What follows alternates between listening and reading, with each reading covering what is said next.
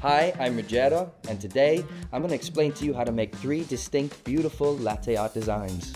Our first design is a heart. Now, to create the heart, what you want to do is start by pouring textured milk into the center of the espresso of the cup, holding the pitcher close to the coffee. Now, as the cup starts to fill, we gently move the jug side to side to create the effect. Then, as the cup fills to about 80%, we lift the jug up and cut through, drawing a line down the center to create that heart shape. Our second design is a tulip. Now, to create a tulip, we want to start by pouring a base of textured milk into the center of our espresso. Then we add a second layer by pouring a smaller stream of milk into the center of the cup, and once again to create the layers. As the cup fills, we start by moving the pitcher side to side to create a little heart at the top of the design.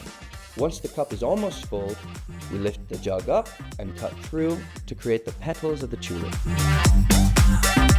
Our third and final design is a floret, or rosetta. Now, to create the floret, we begin by pouring a base of textured milk into the bottom center of the espresso. We wiggle the jug in one place until a pattern starts to form, and as the cup starts to fill, we continue the wiggle motion whilst gently moving the pitcher back to create the petals of the floret.